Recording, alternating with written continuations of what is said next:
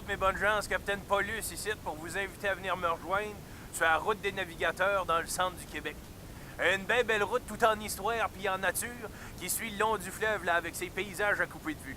En venant me rejoindre, dans le fond, j'ai bien l'intention de vous montrer comment c'est faire que les gens d'ici ont leurs racines de pris dans le fleuve. Pour ma part, je le sillonne depuis une vingtaine d'années. Je suis capitaine du Rossignol, une bien brave goélette là, qui a appartenu à mon grand-père, faite directement par les Cormiers sur le lac Saint-Paul. Moi, à cette heure, dans le fond, je fais le voyagement ici même là, pour fournir les villages à tous ceux qui ont besoin comme provision. Mais trêve de parler, là, dans le fond, ce que vous allez faire, vous allez venir me rejoindre en 1900 pour naviguer ici le long du fleuve, puis venir découvrir une époque, dans le fond, là, avant même que le train puis l'automobile remplacent les vieux loups de mer comme moi.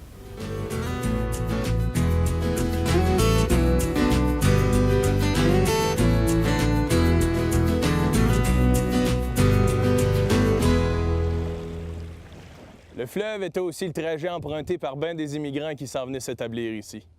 Ici, entre autres, au port Saint-François, c'est les gens qui s'en allaient s'établir d'un canton de l'Est qui débarquaient ici à chaque année par navire. Pendant un peu plus d'une trentaine d'années, c'est des milliers d'immigrants qui sont débarqués ici au port Saint-François. À partir de ce moment-là, eux autres s'en allaient s'établir sur des terres achetées à la couronne par la British American Land Company. Une route fut construite pour permettre aux nouveaux arrivants de s'y rendre par transport en diligence. La route était devenue tellement importante, d'ici jusqu'à là-bas, que directement ici, au quai du port Saint-François, c'est un village au complet qui a commencé à prendre forme. Un moulin, 2 hôtels, un bureau de poste, des commerces, puis bien sûr toutes les habitations des gens qui y travaillaient. Fait que c'était un peu le village que vous aviez ici qui permettait aux gens de descendre jusque par là-bas. L'aventure de la British American Land Company a été arrêtée bien brusquement en 1866, l'année de la Grande Débâcle.